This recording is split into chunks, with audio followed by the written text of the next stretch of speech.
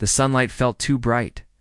Natalie Warren's eyes fluttered open, and for a moment she lay perfectly still, trying to understand why everything felt wrong.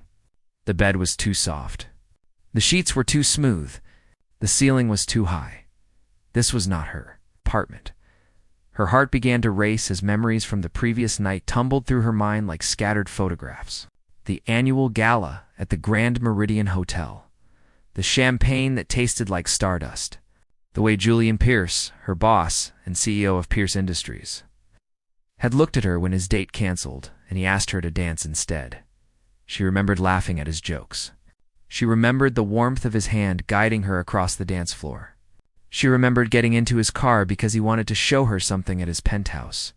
And then the memories became soft and blurred, like watercolors bleeding into each other.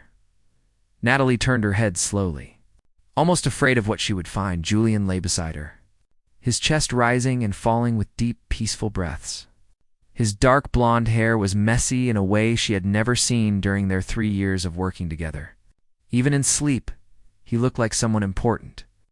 Someone who commanded boardrooms and made million-dollar decisions before breakfast. And she had just spent the night with him, when reality sets and panic rose in her chest like cold water. Natalie had worked incredibly hard to earn her position as executive assistant to one of the youngest tech CEOs in the country. She had fought against assumptions, proved herself repeatedly, and built a reputation based on excellence and integrity. Now, in one night, everything could be destroyed. She needed to leave. She needed to think. She needed to figure out how to fix this before anyone found out. As she started to move, Julian's eyes opened. For a moment, he simply stared at the ceiling, and then he turned his head. When he saw her, surprise crossed his face, followed by something that looked like recognition and maybe even relief. His voice came out rough and warm. "Natalie." She pulled the blanket higher, suddenly aware of how little she was wearing. "Mr. Pierce, I need to explain." "Julian," he corrected softly. "After last night, I think we're past Mr. Pierce. That's exactly the problem." Her voice shook despite her efforts to sound calm. "I don't know what happened last night. I don't understand how we got here." He sat up slowly, running a hand through his disheveled hair. Even confused and clearly as shocked as she was, he managed to look put together in a way that made her feel even more scattered. "I remember dancing with you," he said quietly. "I remember thinking that I'd never seen you look so happy. I remember bringing you here because I wanted to show you the view from the terrace at night." He paused, his green eyes searching hers. "And I remember telling you something I'd been holding back for months." The truth surfaced as Natalie felt her breath catch. Fragments of memory surfaced like bubbles rising to the surface of water, his hands framing her face, her fingers tangled in his hair. The way he had whispered her name like it was something precious. "What did you tell me?" she whispered. Julian met her eyes with an honesty that made her chest ache. "That I'd been falling for you. That every morning when you walked into the office, my whole day got better. That I knew it was wrong and complicated, but I couldn't stop feeling it." The words hung in the air between them, impossible and terrifying and wonderful all at once. "And what did I say?" Natalie asked, though part of her already knew. "You said you felt the same way. You said you'd been hiding it for so long that you'd almost convinced yourself it wasn't real." He moved slightly closer. "Natalie, I don't think the champagne made us do something we didn't want to do. I think it just gave us permission to be honest." The weight of consequences. Natalie closed her eyes, fighting against the wave of emotion threatening to overwhelm her. Yes, she had feelings for Julian. She had been drawn to him from the first week she started working at Pierce Industries. But wanting something and actually having it were two completely different things. "We can't do this," she said, forcing herself to look at him. "You're the CEO.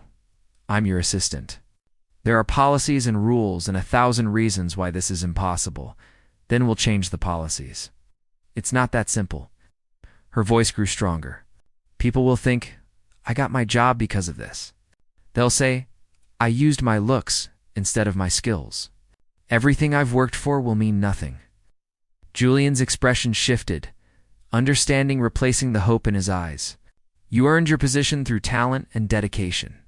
Everyone who works with you knows that. Ow. Knowing something and believing something are different. Natalie found her dress draped over a chair and grabbed it. Perception matters in business. You taught me that. She moved toward the bathroom, needing space to breathe and think. At the doorway, she paused without turning around. Did last night really happen? She asked softly. Yes. His answer was simple and certain. Then we need to pretend it didn't. Starting over 20 minutes later, Natalie emerged from the bathroom dressed and composed. Her long auburn hair was pulled back, her minimal makeup carefully applied. She looked like the professional woman who had walked into Pierce Industries 3 years ago with something to prove. Julian stood in the kitchen, fully dressed in jeans and a simple shirt. He had made coffee, and the domestic normalcy of it made everything feel even more complicated. Thank you, she said, accepting the mug he offered. She made sure their fingers didn't touch. They stood on opposite sides of the kitchen island, the marble surface between them feeling like an impossible distance. So we go back to work tomorrow, Julian said, his voice carefully neutral. And we act like nothing changed. Exactly. Can you really do that? He searched her face. Can you really pretend? Natalie thought about lying, about saying it would be easy. But she had always been honest with him, and that shouldn't change now. I don't know, she admitted, but I have to try. Her phone buzzed. Her ride had arrived. As she walked toward the door, Julian spoke one more time. Natalie, if you ever change your mind about any of this, I'll be here. She didn't trust herself to respond. Instead, she stepped into the elevator and watched the doors close between them. Separating their worlds once again, Natalie stood in front of her closet at 6 a.m, staring at the clothes she had carefully selected over 3 years of building her career. Every piece had been chosen with purpose. Professional, capable, untouchable. Today, she needed more than professionalism. She needed armor. She chose a black pencil skirt and a crisp white blouse, paired with a tailored blazer that made her feel powerful. Her hair went into a tight bun, not a single strand out of place. When she looked in the mirror, she saw exactly what she needed to see. Natalie Warren, executive assistant. Nothing more. The reflection stared back at her with determination, but she couldn't quite hide the vulnerability in her eyes. She had barely slept, her mind replaying every moment from Saturday night. The way Julian had looked at her, the things they had said, the choice she had made to walk away. Pierce Industries occupied a gleaming tower in the heart of the financial district. Natalie had walked through those glass doors 1,000 times. But today, her hands trembled as she pressed the button for the executive floor. The office. It feels different. The elevator doors opened to reveal the reception area she knew better than her own apartment. Her desk sat outside Julian's corner office, positioned perfectly to manage his schedule, screen his calls, keep his world running smoothly. Everything looked exactly the same, but nothing felt the same. Natalie settled into her chair and powered up her computer. 23 emails waited for her attention. She dove into work like it was a lifeline, responding to messages, confirming meetings, organizing files. Work made sense. Work had rules. Morning, Natalie. She looked up to find Christina Hayes, the marketing director, standing by her desk with 2 coffee cups. Christina was 34, brilliant at her job, and had become a genuine friend over the past year. I brought you the good stuff from that cafe you love, Christina said, setting down a cup. You look like you need it, thank you. Natalie accepted the coffee gratefully. Long weekend. The gala was incredible. Christina leaned against the desk. I saw you dancing with Julian. That was unexpected. Natalie's heart skipped, but she kept her expression neutral. His date canceled. He didn't want to spend the whole evening alone. Christina studied her face with the sharp observation that made her excellent at reading market trends. You left pretty early. I wanted to say goodbye, but you had already gone. Just tired, Natalie said, taking a sip of coffee to avoid meeting her friend's eyes. It had been a long week. Before Christina could probe further, Julian's office door opened. He stepped out wearing a charcoal gray suit that fit him perfectly, his expression calm and controlled. But when his eyes met Natalie's, time seemed to stop for just a heartbeat. Professional distance, Christina, Julian said smoothly, breaking the moment. Do you have those campaign proposals ready? On your desk since Friday? Christina replied. Want to review them this morning? This afternoon, 2 o'clock. Julian turned to Natalie.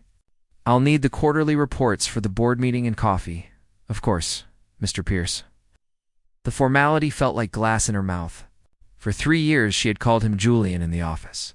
Going back to Mr. Pierce felt like erasing everything they had built. Maybe that was exactly what they needed to do. She prepared his coffee the way he always took it, black with no sugar, and gathered the reports. When she entered his office, Julian stood by the window, hands in his pockets. Staring out at the city below, your coffee and the reports, she said. Placing them on his desk, he turned to face her, and for a moment, neither of them spoke. The silence stretched between them, heavy with everything they weren't saying. Natalie. His voice was quieter than before. Are we really going to do this?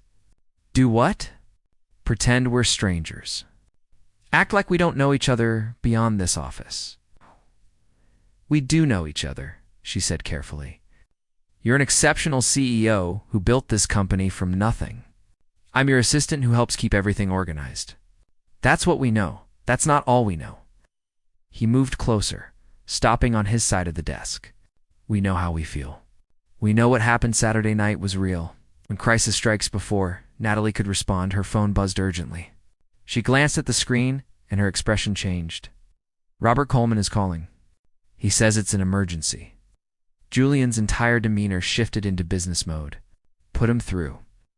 Robert Coleman, the chief financial officer, appeared on the video screen moments later. His usually calm face was tight with stress. We have a problem, Robert said without preamble. The Henderson acquisition is falling apart. Their board just discovered some financial irregularities in our last quarter's report, and they're threatening to pull out of the deal. Julian's jaw tightened. The Henderson acquisition was the biggest deal Pierce Industries had ever attempted. Months of negotiation.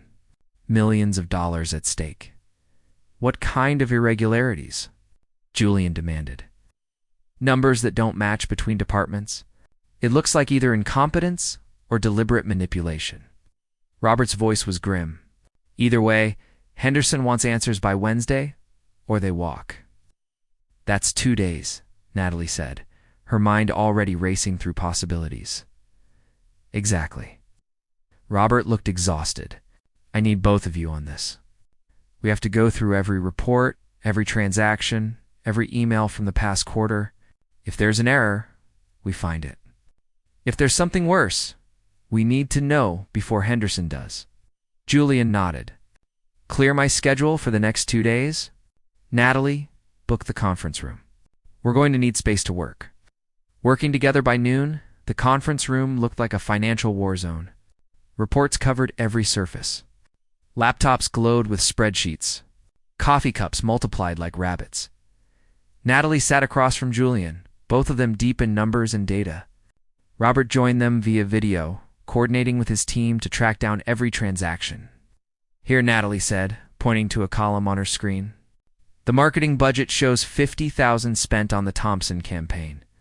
But Christina's report shows $48,000. That's a $2,000 discrepancy. Julian leaned closer to look at her screen, and suddenly he was near enough that she could smell his cologne, the same scent from Saturday night. Her breath caught. Good catch, he said softly. His eyes met hers, and for a moment, they weren't CEO and assistant. They were just two people trying not to fall into each other. Natalie forced herself to look back at the screen. There might be more like this. Small discrepancies that add up, and we find every single one. They worked through lunch and into the afternoon. As the hours passed, something shifted between them. The familiar rhythm of their professional partnership returned, but underneath it ran a current of something deeper. Every accidental touch sent electricity through her body. Every shared glance carried weight. You're brilliant at this, Julian said during a brief break. They stood by the window, both nursing fresh cups of coffee. The way you see patterns in data, the way you connect pieces that seem unrelated. You could be doing so much more than assisting. I love what I do, Natalie replied. I'm good at it. You're exceptional at it. He turned to face her fully. But don't you ever want more? The question hung in the air. They both knew he wasn't just talking about her career. Truth and vulnerability, what I want, doesn't always matter, Natalie said quietly. Sometimes you have to choose what's right over what you want. Is that what you're doing? Choosing what's right? I'm choosing what's safe. She met his eyes. Julian, I grew up with nothing. My parents worked 3 jobs between them just to keep food on the table. I put myself through college on scholarships and student loans I'm still paying off. This job, this career, it's everything I fought for. I know, he said gently. I know your story, Natalie. That's part of why I admire you so much. Then you understand why I can't risk it. Her voice trembled slightly. If people think I got here because of personal involvement with you, everything I've built means nothing. All the late nights, all the extra work, all the times I proved myself, it all gets erased. Julian was quiet for a long moment. When he spoke, his voice was raw with emotion. I've been falling for you for over a year, he admitted, maybe longer. Every morning, you walk into this office and make everything better. You remember things I forget. You solve problems before I even know they exist. You make me laugh. You challenge me. You make me want to be better. Natalie felt tears threatening, but she blinked them back. Julian, please don't do this. I'm not asking you to choose right now, he continued. I'm just asking you to consider that maybe what we have is worth the risk. That maybe we could find a way to make this work without destroying what you've built. They almost kissed. They stood close enough that Natalie could see the flecks of gold in his green eyes. Close enough that if she leaned forward just slightly, their lips would meet. Close enough that the rest of the world seemed to fade away. Her phone buzzed, shattering the moment. Christina's name flashed on the screen. Natalie stepped back, creating distance between them. I should get this. Christina's voice was excited when she answered, I found something in the marketing files. Some payments were coded incorrectly. That might explain part of the discrepancy. Send everything to the conference room, Natalie said. We're still working through it. When she hung up, Julian had moved back to the table, already pulling up new files. The moment had passed, but the feeling lingered in the air between them. They worked until the sky outside turned dark. Robert's team identified several small errors in coding and classification. Nothing criminal, just human mistakes compounded over time. By 9 o'clock, they had a complete report showing exactly what had happened and how to fix it. Robertson will accept this, Robert said via video, relief evident in his voice. It's not perfect, but it's honest and fixable. Good work, both of you. After Robert signed off, Natalie and Julian were alone in the conference room, surrounded by the evidence of their collaboration. They had always worked well together, but tonight had reminded them both of why they made such a good team. Thank you, Julian said. I couldn't have done this without you. That's my job, Natalie replied, but the words felt hollow. No, he said firmly. What you did today went beyond any job description. You saved this deal. You saved this company. He moved closer, and Natalie knew she should step away, should maintain the distance they had been trying to keep, should protect herself and her career. But she didn't move. Natalie, he whispered, tell me you don't feel this. Tell me Saturday night was a mistake and that you feel nothing, and I'll never bring it up again. I'll be your boss, you'll be my assistant, and we'll forget everything else. She looked up at him, this man who made her heart race and her world tilt. This man who saw her not just as an employee, but as someone worth falling for. I can't tell you that, she whispered back, because it would be a lie. The confession hung between them like a promise and a threat. Julian reached up slowly, giving her time to pull away, and gently touched her face. Then what do we do? He asked. Before Natalie could answer, the conference room door opened. Diana Foster stood in the doorway of the conference room, her designer heels clicking against the floor as she stepped inside. She was stunning, as always, with perfectly styled blonde hair and a dress that probably cost more than Natalie's monthly rent. Diana had dated Julian for 2 years before their breakup 6 months ago. She was old money, society connections, and everything a successful CEO was supposed to want. Julian, Diana said, her voice smooth as silk. Working late again, I see. Julian dropped his hand from Natalie's face and stepped back, but not before Diana's sharp eyes caught the intimate moment. A knowing smile curved her lips. "Diana," Julian said, his voice carefully controlled, "what are you doing here?" "I left my bracelet in your office after the charity planning meeting last week. Security let me up to retrieve it." Diana's gaze shifted to Natalie, assessing and dismissive in equal measure. "I didn't realize you'd have company. Or should I say a cozy working environment?" Natalie felt her face flush, but she kept her voice steady. "We were finishing the Henderson report. The acquisition nearly fell through." "How dedicated," Diana said, though her tone suggested she meant something else entirely. Julian always did appreciate employees who went above and beyond their duties. Words like weapons, the implication hung in the air like poison. Natalie felt her stomach twist, recognizing the exact judgment she had been afraid of. This was why she had walked away. This was why choosing Julian felt impossible. "That's enough," Julian said sharply. "Natalie saved this deal tonight. Show some respect." Diana laughed, a sound like breaking glass. "Oh, Julian. Always so protective of your staff. It's one of your most endearing qualities." She turned back to Natalie. "Tell me, how long has this been going on?" "There's nothing going on," Natalie said firmly, even though the words tasted like betrayal. "Mr. Pierce and I have a professional relationship." "Mr. Pierce." Diana's eyebrows rose. "How formal. Though I suppose that's wise, given the circumstances. Workplace relationships can be so complicated, especially when there's such an imbalance of power." "Diana." "Get your bracelet and leave," Julian said, his patience clearly wearing thin. Of course.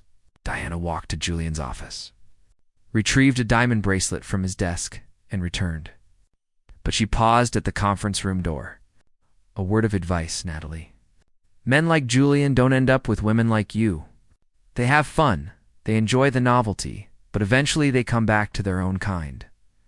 I learned that the hard way." The door closed behind her, leaving a heavy silence in her wake. Breaking point, Natalie's hands shook as she began gathering papers, desperate to do something, anything, to distract from the humiliation burning through her chest. "Don't listen to her," Julian said immediately. "Diana is bitter and cruel, and everything she said was designed to hurt you." "Was it?" Natalie's voice cracked. "Because it sounded like she was telling the truth. That's exactly what people will think, Julian, that I'm some novelty. Some fun distraction for the bored billionaire. That's not what you are. Then what am I?" She turned to face him, tears threatening despite her best efforts. "Because I don't know anymore. I don't know if I'm your assistant or something more. I don't know if what happened Saturday night was real or just champagne and opportunity. I don't know how to do this." Julian moved closer, his eyes intense. "You want to know what you are? You're the person I think about when I wake up. You're the reason I look forward to coming to work. You're the one who makes me laugh when I'm stressed and challenges me when I'm wrong. You're intelligent and strong and beautiful, and you make me want to be better." "Stop," Natalie whispered, but she didn't mean it. "You asked what you are to me," Julian continued. "You're everything, Natalie. And I know that's complicated and scary, but it's true." The weight of fear Natalie closed her eyes, fighting against the overwhelming emotion. "I'm afraid," she admitted. "I'm afraid of losing everything I worked for. I'm afraid of people looking at me differently. I'm afraid of becoming another story about an assistant who slept her way to the top." "Then we'll prove them wrong," Julian said softly. "We'll show everyone that what we have is real and that your talent speaks for itself." "How?" Natalie opened her eyes. "How do we do that without destroying both our reputations? Maybe we stop caring so much about what other people think." Julian reached for her hand, and this time she didn't pull away. "Maybe we start being honest about what we want." "And what do you want?" "You," he said simply. "I want to take you to dinner without pretending it's a business meeting. I want to hold your hand without checking if anyone's watching. I want to tell you that you're incredible without worrying about crossing professional lines." Natalie felt something shift inside her, like a wall she had built brick by brick starting to crumble. What if people judge me? What if they think less of me? Then they're not worth worrying about. Julian's thumb traced circles on the back of her hand. "The people who matter will see your talent and dedication. The people who don't see it were never going to anyway. Natalie thought about her journey to this moment. Growing up in a tiny apartment where the heat didn't always work, studying by streetlight when the electricity got cut off, working 3 part-time jobs while finishing her degree, fighting for every opportunity, every chance to prove herself. She had spent so much time afraid of losing what she had earned that she had forgotten to actually live. I've been so focused on protecting my reputation that I forgot to ask myself what I actually want, she said quietly. And what do you want? Julian asked, his voice gentle. Natalie looked at him, really looked at him. Not as her boss or as a billionaire CEO, but as Julian. The man who remembered everyone's birthday, the man who stayed late to help employees with problems, the man who had admitted he'd been falling for her for over a year. I want you, she whispered. I want to see where this goes without fear holding me back. The smile that spread across Julian's face was like sunrise breaking through clouds. Then let's start right now. He leaned down slowly, giving her every chance to pull away. But Natalie rose to meet him, and when their lips finally touched, it felt like coming home. Making it real, the kiss was soft and sweet and full of promise. When they pulled apart, both of them were smiling. We need to do this right, Natalie said. I don't want to hide, but I also don't want to give people ammunition to tear me down. Agreed. Julian's business mind was already working. We'll talk to human resources tomorrow. Disclose the relationship formally. You can transfer to a different department if you want. Work under someone else. I don't want to work under someone else, Natalie said firmly. We're good together professionally. I don't want to lose that, and we'll figure it out.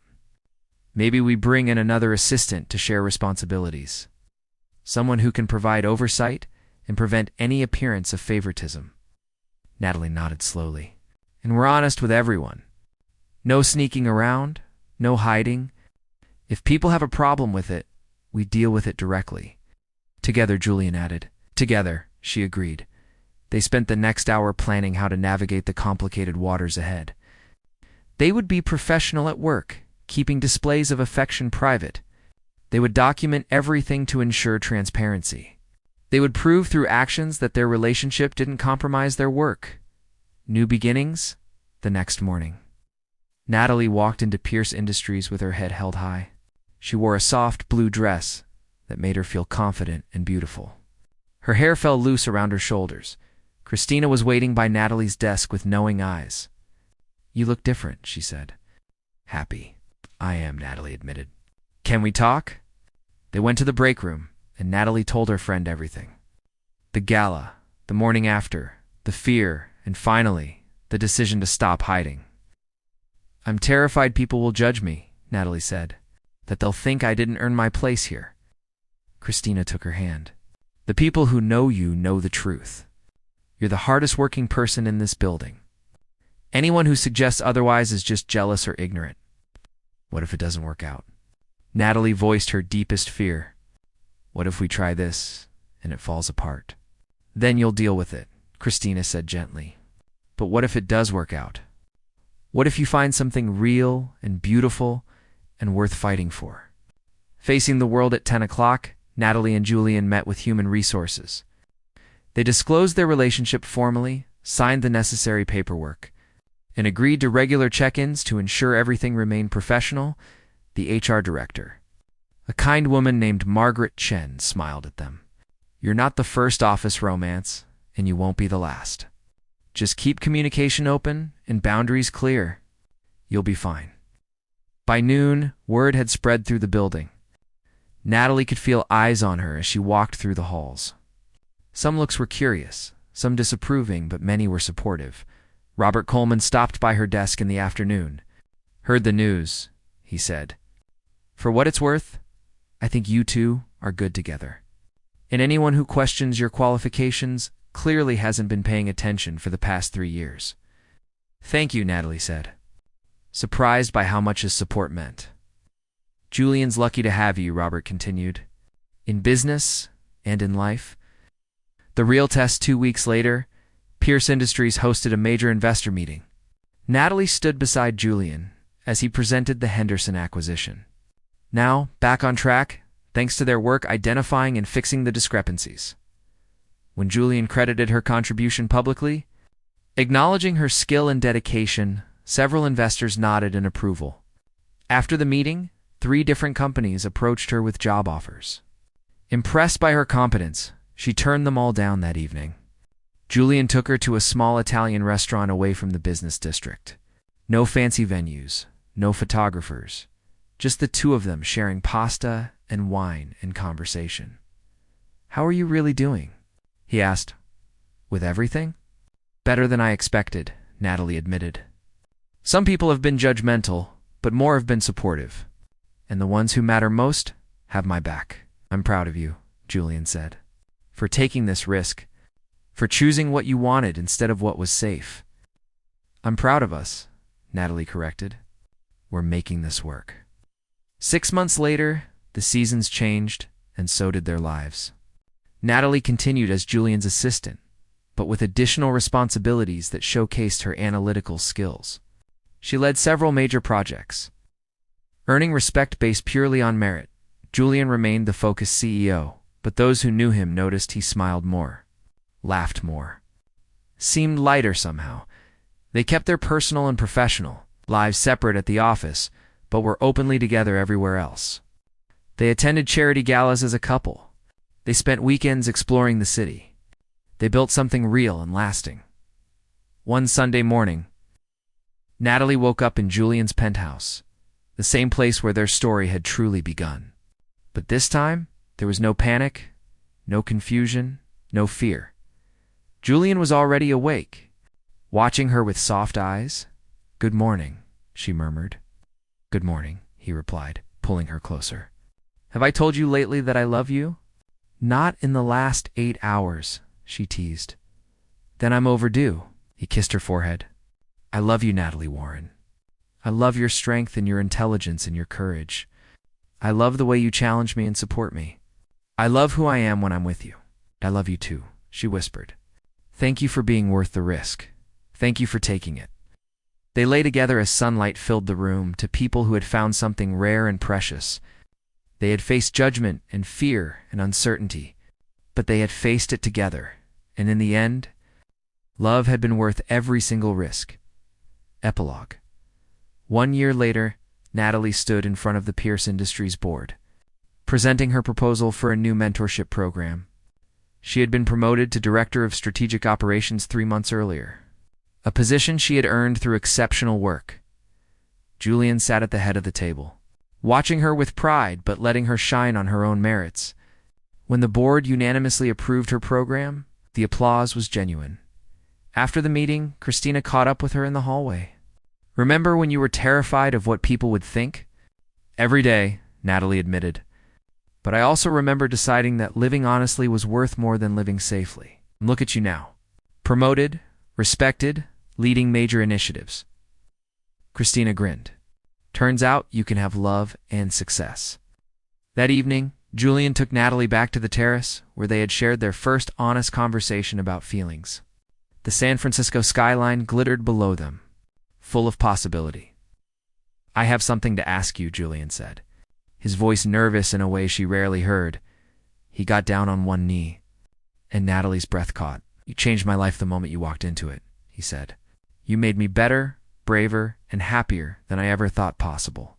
You showed me that the best things in life are worth fighting for. Natalie Warren, will you marry me?" Through happy tears, she said the easiest word in the world, "Yes." As he slipped the ring on her finger and pulled her into his arms, Natalie thought about the scared woman who had woken up in this penthouse over a year ago. That woman had been so afraid of losing everything that she almost lost the chance at real happiness. But she had chosen courage over fear, love over safety, and authenticity over perception. And she had gained everything that truly mattered. The end.